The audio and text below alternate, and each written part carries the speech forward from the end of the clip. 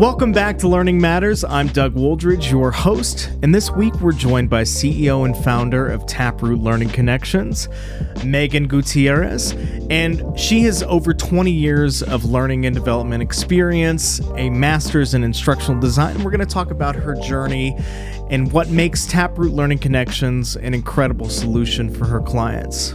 Let's get to the interview. Awesome. Thanks so much for joining the podcast today with us, Megan. I'd like to start things off with just hearing how you found your way into the world of learning and development. Yeah, so for me, it was very much a chosen career. I know a lot of people kind of stumble into learning and development or training. For me, it was very chosen. I wanted to originally do my studies in social work, and that's where I started. And then started volunteering in the area and realized very quickly that my heart couldn't handle it. Yeah. And It's tough. I was like, oh, this is really hard. And I applaud those who are able to work in the industry because it was way, way too difficult for me. So Definitely. very quickly had to step back out and say, okay, what do I want to do for a living? I still wanted to have a great impact on the world. And not very quickly, it took me a while to find a pathway to training and development, because I really do believe, as Nelson Mandela said, education is the most powerful weapon in which you can use to change. Yep. And from, the college classroom to the school classroom to the corporate classroom, I really do believe that education is powerful. And even as we work a lot with adult education, we go to work all day. A lot of our identities are wrapped up in who we are as career professionals. And I believe if we can help people feel more competent in what they do and give them a greater sense in who they are at work and their ability to achieve their jobs and do their jobs well, I believe they can take that back home into their lives and into their communities and put more positivity out into the world. So even if I'm working on a compliance course that most people hate, I think, I still find great passion in that, because that's, at the end of the day, it's about safety, fraud prevention. And those are really, truly valuable and very important things and topics. So I love all parts of the L&D world. So Definitely. I think I like to say that we're always trying to set people up for success. You never want someone coming into either a new role or changing into a role higher up within an organization, or even just that compliance training. You never want them to feel like they're questioning the next steps. So I think that is why it's so important for training to not only be engaging and insightful, but also just something that they can retain as quickly as possible so that they can move on to the next task of the day, which is could be an endless set of tasks. So yes, or never ending. I had my daughter ask me the other day, like, did you get all your work done today? I said, no honey. No. I said, at one point in your career, you'll reach, your work does not end. Oh, that's so funny. Yeah. Yep. The goal is to try to at least shut yourself down a little bit and get just a wee bit of distance between you and that work. So while it's still there in the back of your brain, you're just like, okay, I'm focusing on dinner right now. I'm focusing on this new show. Yep. We got the priorities. The fire's done. Definitely. The rest we can table till tomorrow. So when was it that you stepped into corporate and adult learning? Oh God, I've been doing in some form or another, adult education almost my entire adult life. I've always been drawn to training and development. So even if not in a formal capacity, in every role that I was in, I sought out the educational component of it. I was drawn to helping people learn. I was drawn to helping people teach. Even in volunteer work, I was seeking out the education and whatnot. So in more formal roles, it was as I've got my degrees and whatnot, I was started to do the more formal things and training and development and working with clients or working in-house. So probably, over the last 15, 20 years, I've just been in in several different capacities. Yeah. Helping adults learn different things. Very cool. Yeah. And can you get into a little bit of the origins of Taproot Learning Connections, and when did you decide to start this company, and why? Yeah, so that was all an accident. as Happy accidents, often right? Are in life. Happy Like accidents, Bob Ross right? always says. Yes. Had you asked me a short while ago if I would ever own my own company, I would have said, no way. Absolutely not. I formerly worked in-house learning and development for a mortgage company, and had been there for several years and led a team and loved my team, and mortgage are not happy right now. No. And so we saw, not happy at all. We saw several years of rolling layoffs, just round and round and round. And I had at one point had to lay off several members of my team. Brutal. And then at one point it got to, I was laid off and had to lay off another member of my team at the same time. And the day I was laid off and I announced to the rest of my team that I would be leaving, that with like an hour, 45 minutes later, one member on my team reached out and he said, we should start our own thing. And I went, I love you. Give me a minute. Yeah. Sorry, just still processing this whole day. Yes. I need a week. And even like later that day, he's like, no, I'm serious. I'm like, I know. Give me a minute. So I started looking for more traditional work, and he kept the conversation going over several weeks and several months into the conversation, and I kept the conversation with him going. And so while I was looking for traditional work, we started just, we'd go to lunch or we'd, have conversations on the phone, like, okay, if we were to do this, what would it look like? And at one point, I went to lunch with just a random friend of mine, and he owns his own nonprofit. And during that conversation, he said, how's looking for work going? And I kind of told him the things I was looking at. And I said, kind of plan B is this. And he's like, why is that? Why is that plan B? Why is that not plan A? Yeah. And so throughout the course of the conversation, he kind of shifted my perspective, and I went, fine. Okay. And then I set up a series of additional meetings with the person that had been on my team. And within probably a month of that call or that lunch, we had stood up the LLC and signed our first contract, and we're in business. Oh my gosh.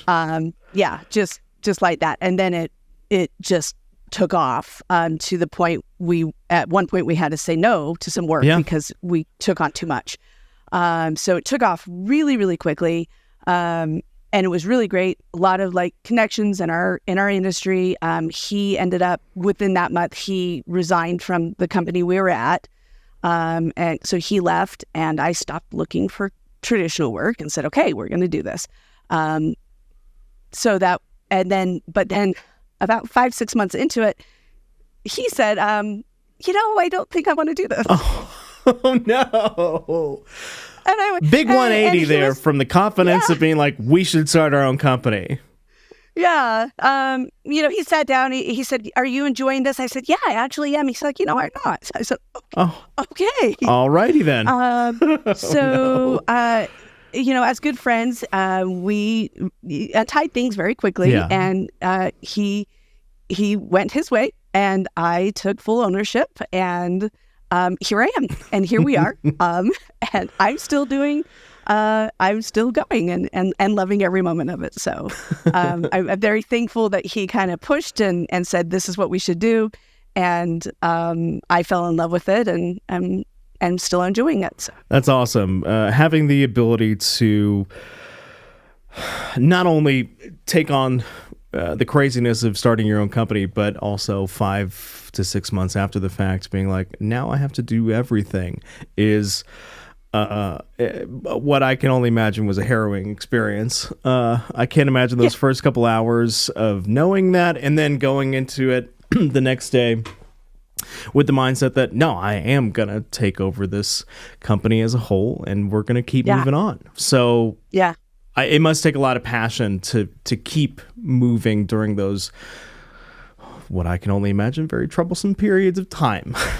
So yeah, the 22-hour days and, not understanding what a P&L is or profit margins and going, okay, I changed from an accounting degree specifically not to do this kind of stuff. So I didn't want it from a business degree. I'm like, I don't want to do this. So learning very quickly what those things are and how to figure them out and say, okay, we're doing okay. Yeah. And why Taproot? I think the name gives a really strong mental image of stability and fostering the intake of learning. I just want to know where the name comes from. Yeah, that was something, my old business partner and I, we worked on together at the beginning. And it really is that idea of fostering that sense of deep-rooted knowledge and that foundational knowledge and how important that is as we come together in human beings and understanding that is essential and incredibly valuable. But then as adult learners, as we continue to grow and learn, also fostering that sense of curiosity and continuing to sprout and grow towards towards the sunshine and to blossom upwards and to have that thirst and that sense of okay, I want more. And so to continue to have that foundation and that solid, yes, this is awesome, but then also to continue to sprout upwards and to thrive and to push for more and continue to just grow and blossom and have all these beautiful opportunities upwards. It's never ending, both in either direction, because you can always foster more foundation and more roots underneath. You can always deepen that sense of knowledge and at the same time also foster additional curiosity. And it's never ending possibilities. I like to say to folks that you're not having a fulfilled day unless you're learning something. So it could be learning, how to best prepare this this red sauce for tonight's dinner, or it could be how do I best prepare myself to walk in every morning for work and be at the top of my game. But you're never done learning, and I think that if you do find yourself not learning, then you're losing out on the time that we have here. So I think absolutely that's why I really, really love the idea of Taproot as that strong, that really beautiful picture of folks just constantly growing, constantly learning, constantly taking in the nutrients that is learning. So exactly. I also really love that when I was doing a little bit of research for this podcast, that the focal point of your commitment and your mission statement is diversity, equity, and inclusion. So I think that a lot of the Fortune 500 companies, while they are doing decent at finally really embracing this idea of DEI, I think that they still have a long way to go. So why is diversity, equity, and inclusion so important to your mission statement, as well as just how your company develops training, even if it's, like you said earlier, down to that the compliance side of things where it's not necessarily so fun to go through, but how do you embrace DEI as a company and make sure that is a massive part of not only just the way that you develop training, but also the way that you run the company? I think it goes back to my roots in wanting to go into social work and having a strong drive towards being a very human-centric and a very people-centric company, and understanding that at the root of every training is people. Whether it be a compliance training or a safety training or anything, it's the learner at the end of the day is the person taking it. So understanding that that unique individual is going to be impacted at the end of the day, and making sure that you're constantly aware of, the diversity and the equity, that equality that comes with that is critical, and having that representation is important. And of course, as a woman and a minority in that respect, I also identify in the queer community, which brings a level to it.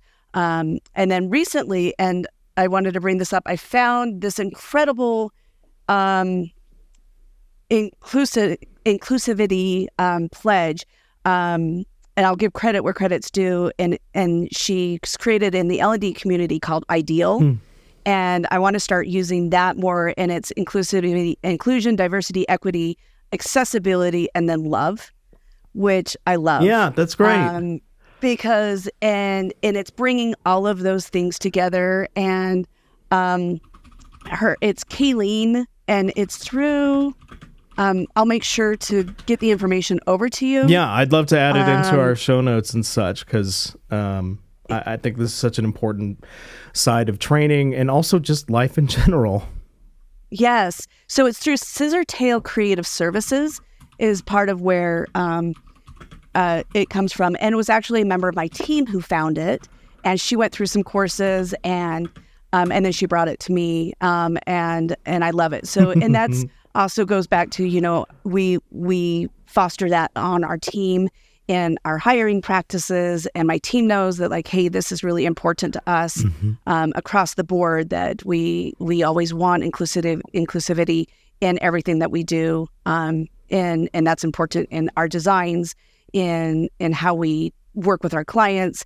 And we try to push our clients with it a little bit, which is sometimes hard because they're not always there. But we always try to say, okay, well, what can we do? What's our 10% that we can bring to the table? And how can we kind of push them to the 10%? And one of our recent clients, we were able to, almost every course, we were able to have scenarios that had characters with gender pronouns that were they, them, which was fantastic. And they were open to it. And, those kind of things, we're always trying to just be more inclusive in everything that we do, and help our clients there as well when they're open to it, even if they don't know what we're doing. Sometimes we just kind of try to get them there. So it's everything we do, we try to do it that way. So. Definitely. And do you find that some of the authoring tools out there today have made it a little bit easier to add those type of characters in there, where, maybe 10 years ago would have been kind of a more standardized he, him, she, her type of characters, and now you can at least dig into that without too much customization? A little bit. I think there is a little bit of that, but you really do have to approach it with more intentionality. You have to be aware of it. It's easy to fall into just the mainstream. So it is with intentionality. You have to go out there. We actually, you have to go out and Google like gender neutral names, and bring those into the courses, and actually even gender neutral names, global gender neutral names, not just gender neutral names, U.S. based, because they're very, very different globally than in the U.S. So there is some intentional extra effort that goes into it, and then of course just accessibility and those kind of things, and making sure that your courses are accessible. And even the course that my team member took, it was a webinar, and when the host of the webinar got on, she said, hey, I'm here, this is my name, but then she described what she was wearing, and she described what she looked like, and that's not something I've ever done, or that I've ever done on a webinar or at a Zoom call, for accessibility reasons. But I'm like, I should probably start trying to figure out ways to incorporate that for accessibility. Like, I didn't do it on this call at all, So those kind of things, and trying to figure out ways to constantly push ourselves and push our learning. Yeah. And one of the things on this Ideal pledge is that we're not perfect, but we have to start somewhere, right? That's very well put. And my grandmother worked for School for the Deaf and Blind back in the day, so she would absolutely love hearing that folks are describing the way that they look, the way that they present themselves, because they had to do that every day. I mean, it's a true way of communication that allows them to really be a part of the moment, that instead of just questioning. So Yeah, exactly. I think a solid portion of our listeners would like to know what it's like navigating the world of learning and development as a woman-owned business. It's the best. It's wonderful. And it's something that was unexpected for me. You hear about the difficulties of it, and you hear about the barriers that you come up against, which may be true. But what I didn't expect was the support and the community and the people I would find that just like came out of nowhere. Because before being a woman in a woman-owned business, I just kind of lived my life, and I wasn't tapped into that world. And then all of a sudden I was, and then everybody was there. I'm like, where did all these people come from? And the mentors and the people that just all of a sudden reach out their hand and say, hey, do you need any help? Or do you need any advice? Or do you want to just go to lunch? Or it was astounding to me. And all of a sudden I'm like, oh, this is who they are. These are incredible people. Where have you been my entire life? As a woman coming up in my career, I never found, for good, better or worse, I didn't have like really huge, strong women mentors. I had women leaders, and they were great, but not like they are in this space as women-owned businesses. It's a completely different thing. And it's why do you think that is? Incredible. Why do you think that the community for L&D is so much stronger and supportive for women coming into this business as owners, as thought leaders, great speakers, that type of thing? I think there's a little bit. It's the small businesses. It's the small business women owners. Mm-hmm. And it's the L&D business owners. And I think there's a mix between I've been there, and I know how hard and how isolating it can be. And I see you. And then I also think specifically in L&D, it's that we're learners, and we're curious, and we like to grow, and so there's this natural inquisitiveness that comes of we like to network. Yeah. We like to chat with each other. Because we learn things when we partner. We always learn from each other, and there's always that element of learning from each other, new and old. It's just like there's always that element of learning. And so there's that. But it's a lot of it, I think, with the women is specifically, for better or worse, there is that extra kind of burden of you do tend to shoulder a little bit more. Yep.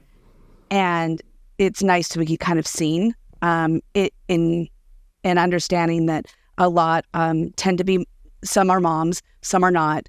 But, some tend to, you carry extra household, you carry extra weight in the workplace of having to alter how you show up in meetings, alter how you talk, alter how you have conversations, and just understanding where you show up and having others show up and say, I see you, and let me share what I've learned along the way. It's incredibly powerful. And for folks that are just getting into this industry, are there any groups or communities that you would like to shout out here on the podcast for people that are definitely like-minded women coming into this who would love to find a community as soon as they drop into this strange world of learning and development? Yeah, I found the easiest community to tap into for L&D is definitely probably the ATD community, the Association for Talent Development. Yeah. It's fairly widespread across the United States. It's got chapters almost everywhere. The local chapter is how I got tapped into my network here, and I pretty much can trace almost every job to ATD and the networks Awesome. and the connections. So ATD is really, really great. You can stretch into, if you're into the human resource side a little bit, Society for Human Resource Management, and SHRM. SHRM is Love SHRM. the acronym there. I used to work in HR great. for a little bit. Love you, Yeah. SHRM. So SHRM and ATD are the two big players. And then I've found a really great community just on LinkedIn. LinkedIn, connecting with people on LinkedIn. That is a very professional community of L&D professionals. A lot of people posting there, a lot of people sharing information there, and just kind of going back and forth and showing articles and blogs and just trying to kind of work your way into LinkedIn and that playground there. So those are kind of the three communities and then just branching out from there and making the social networks and the connections from there. There's a lot of small business networking communities in each state. There's the Utah business. There's lots, where I am, there's lots of women's communities and L&D communities in each place. So you can always find different networks everywhere. Well, I think it's just super powerful that folks like yourself can go into what I can imagine is just a very scary period of time, trying to be a woman-owned business, coming into your own and finding that the landing is soft. The people are there to help you grow, to help you connect with potential clients, and really just grow your ability to make great training. So tell me a little bit about the Taproot method. What makes your approach so impactful for your clients? I think one is that we care a lot about humans and people, and we care about the results. And so one of the things we really push our clients on, and they don't love it, and it's really hard for them. And they fight us on it. I'm so excited to hear this, by the way. I cannot wait. Yes. They love to hear it, but then when in practice, they drag their feet. So it's kind of a selling point, but then they're like, no, I don't want to do it.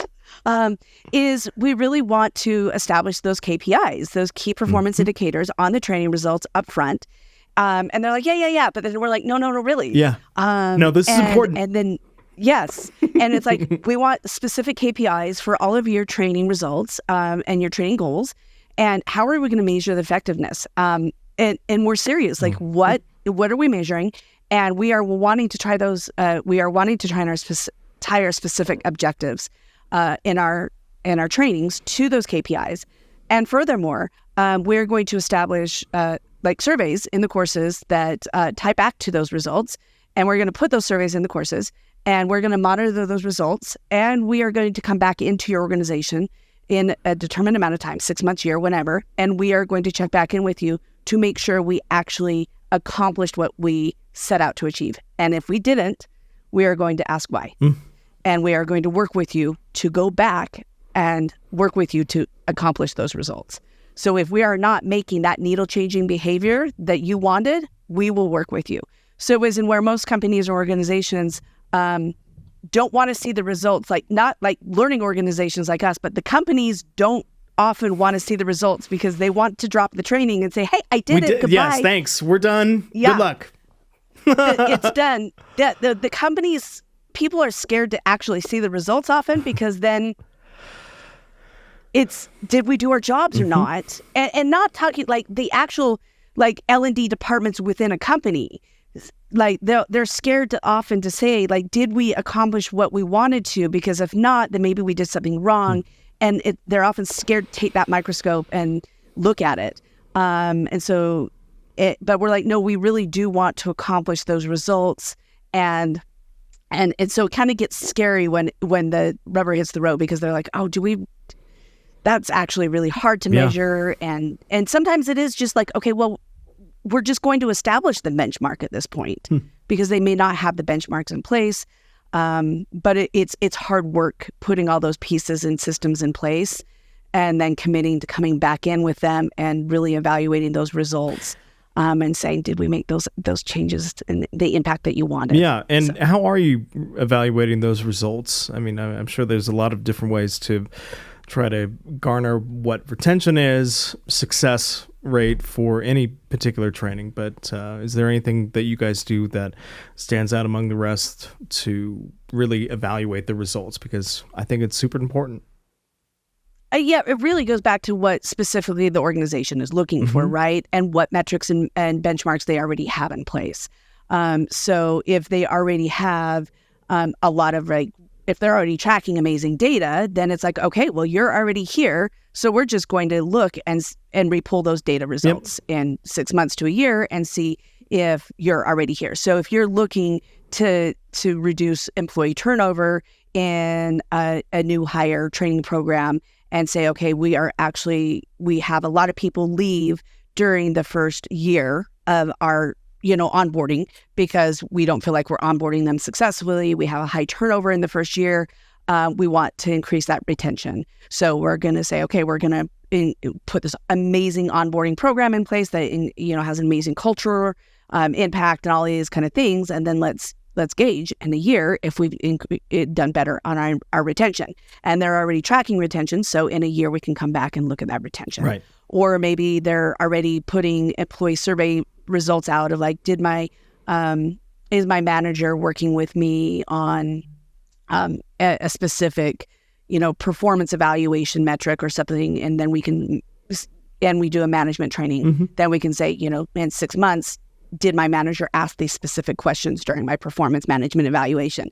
And it's a given already, right? So we already have those benchmarks in place. So it kind of depends on what metrics they already have in place. And if they don't have one, it's like, okay, well, we're going to put that metric in place and we're going to ask that question now and then we're going to ask it later. So, and I'm sure it's like pulling teeth with clients, but once you get to that 6 months post-training timeline of where you can actually pull the data, I would imagine that they're very surprised with the successful results that are coming from it.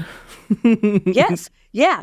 Yeah, they are. They're very, very happy. And they're like, oh, this is really, really great. And we're so excited. Or sometimes it's like, oh, this actually didn't hit the metric that we wanted. And that's okay. That's okay too. It's great information to have because it's like, oh, this wasn't the problem that we thought it was.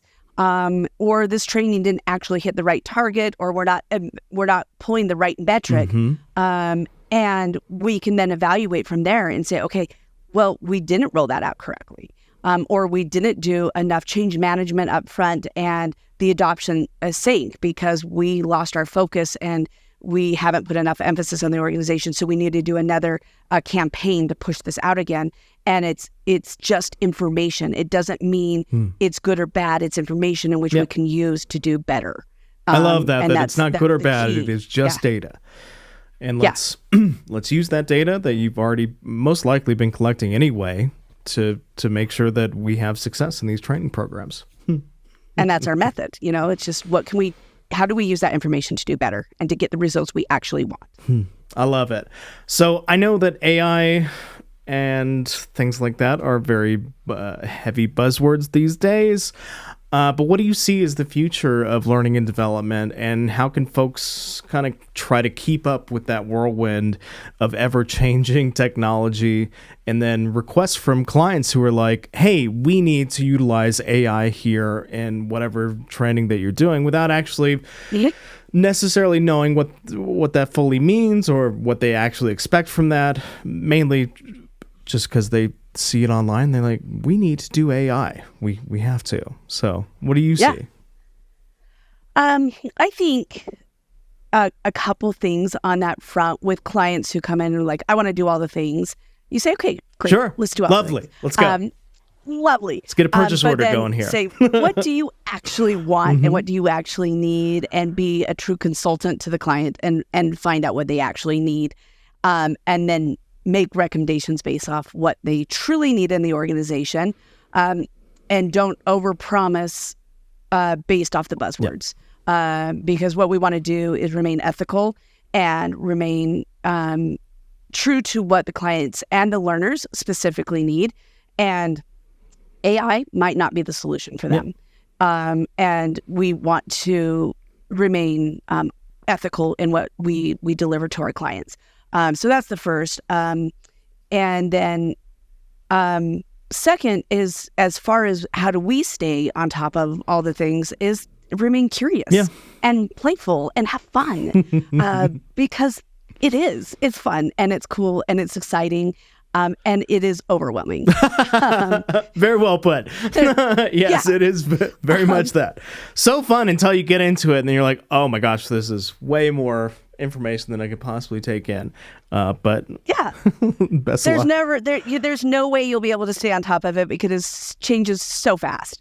And so just take it one day at a time and say, I'm curious in this piece today, and play with it. And use it to your advantage. Like ChatGPT is amazing. You can go in and just say, hey, what is new in AI today? And what is the current trends in L&D and AI today? And what is the coolest tool what's a cool AI tool that I should explore right now? You could do all sorts of things. If you're not in it yet, just start somewhere, pick, something. You can take a quick course. You can have a ChatGPT teach you. You can start anywhere. There's articles. There's, but it's not something to be scared of. People get really scared, like AI is going to replace all of the instructional designers. It's not, because at the end of the day, we're the humans, and like the ideal, pledge earlier. We're the ones that bring love. We're the ones that bring the empathy. We're the ones that see the learner at the end of the experience, and AI will never see that learner. Right. So AI will never see that learner experience the way we do. And it will never replace us. It will just help us do it better and faster. I agree entirely. Fun. And just as an aside from the last question, are there any developing tools that you're using that are currently kind of in that AI world? I know that for a lot of our folks over at Dash, they use Midjourney to help kind of start the process of developing some vibes, some images and stuff, but it is very much like they utilize a lot of Photoshop to take little pieces and stuff and put this here and there. So I'm just curious if you guys utilize any of the AI tools out there for image creation or audio, those type of things. Yeah, I mean, we definitely use ChatGPT every day. Me too. Every day. Not just for course creation, but for my entire life. Yeah. Yes, please. How do I schedule this time to actually make bread from scratch and then have this food be here, and I have to sit at my desk for the majority of the day. So give me help here, bud. Exactly. I had to design. I got a last minute call from my kid's school, and can you design a relay race for fourth graders? I'm like, huh? So I went to ChatGPT. I'm like, I have these tools. I have some cones, and I have this and this and this. Design a relay race for 20 minutes for 100 or 40 kids, and it did. And that was awesome. I'm like, cool. Nice. So yeah, there you go. All sorts of stuff. Brainstorming. I like creative writing on the end, and I got in writer's block, and I'm like, this character is stuck. What do I do? And he gave me psychology on this character that I didn't even know. I'm like, oh, this is so cool. All sorts of fun stuff, but you can do amazing things. But in addition to scenario writing and course writing and quiz questions, all sorts of stuff, we use 11th Hour. I think it's 11th Hour app for audio. To audio AI for 11 Labs. 11 Labs. 11 I use that too. Labs for just had a podcast episode on that. It is lovely. Yep. I love their speech to speech function because I've done a lot of. I come from a little bit of acting background, but have a whole Rolodex of folks in LA and New York and stuff for actors for voiceover. But it is a game changer now having the speech-to-speech function for that, because it takes all of the guesswork out of doing any of the, the correct pauses and stuff. You really want to try to, if you're doing text-to-speech, you really want to try to nail down the script enough so where you're not just sitting there repeatedly making it redo the script over and over again because it can't quite hit those pauses. But this is, I would say, a game changer. So, oh, it's incredible. Not sponsored by 11 Labs, by the way. Just really love it. Yeah. In my, Read AI, if you guys have used Read AI for meetings, which is awesome. And then I just discovered in video, like a couple weeks ago, I had it recommended to me by somebody, and I literally, from the moment I'm like, okay, I'm going to check this out. And I created an account, and then I'm like, what do I want to make a video on? And I'm like, okay, I'm going to make a video on like how to use AI in your life because that's kind of fun. And why not? From the moment I made a video, like figured it out, kind of threw in some prompts and rendered the video, it was 8 minutes.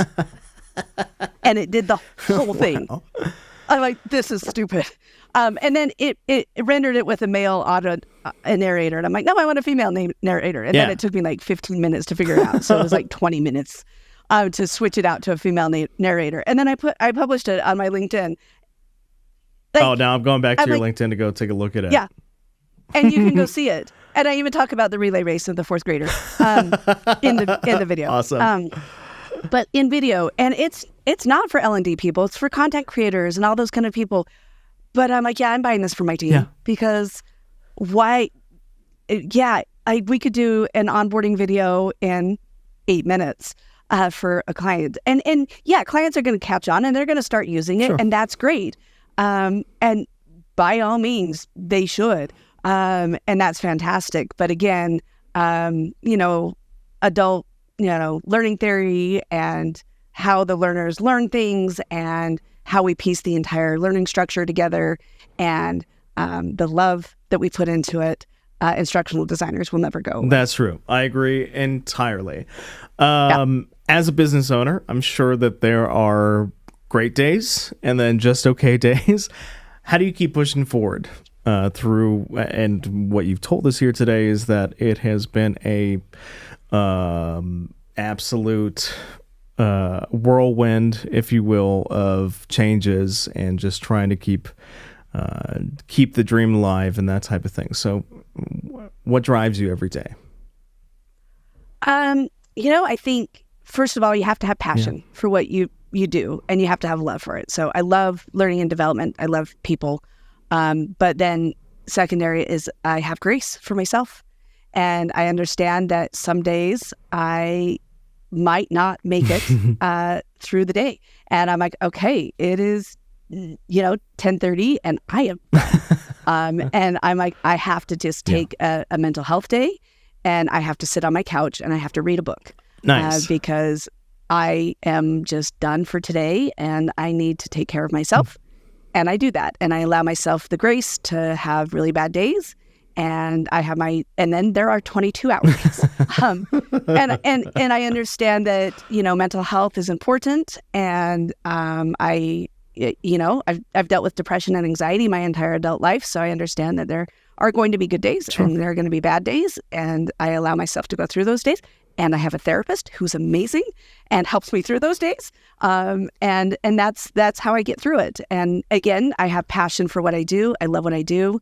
And then I have grace for myself on the days that I have a hard day. And then it all works out and we keep going. Yeah. See, folks, it is important to give yourself grace, a little bit of time for you to rewind, relax a little bit, and then get back into that mindset. What does the future look like for Taproot Learning Connections? Where do you see yourself in the next, what will most likely be a blink of an eye once you hit that 5-year mark of running the company? If COVID taught me anything, or if being laid off taught me anything, I kind of stopped making 5-year goals or 5-year plans. And instead, I was talking to somebody last year, and he gave me this kind of metaphor, and I've kind of adopted it. And instead, I've kind of taken this approach of I look at my life as a train station, and I pack my bags, and I have my bags packed, and those are my my skills, my knowledge, I prepare. and I have some great destinations in mind. And I think, okay, these are these opportunities that may come up, markets, trends, whatever the case may be, personal and professional. And then I watch the trains, and whatever opportunities may come, the right one, I'll know it and I'll get on it, and we'll ride that train for a while.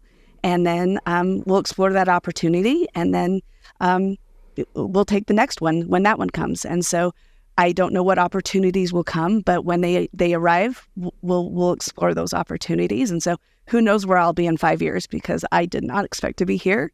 But wherever it will be, I know it will be exciting and it will be fun, and I will enjoy every moment that that it takes to get there. So that's where we'll be in 5 years. I think with that beautiful insight on how to take the day-to-day life, we can leave this podcast here. And in all honesty, I hope in 5 years maybe we'll catch a train together. We'll keep this conversation going, and I just can't wait to hear what destinations you found yourself in and what you've learned along the way. So thank you so much, Megan, for joining the podcast today, and we really appreciate it. Thanks so much, Doug. Thanks so much for listening. As always, like and subscribe wherever you get your podcasts, and don't forget to sign up for our newsletter, The Buzz, to keep up with all things learning and development. See you next time.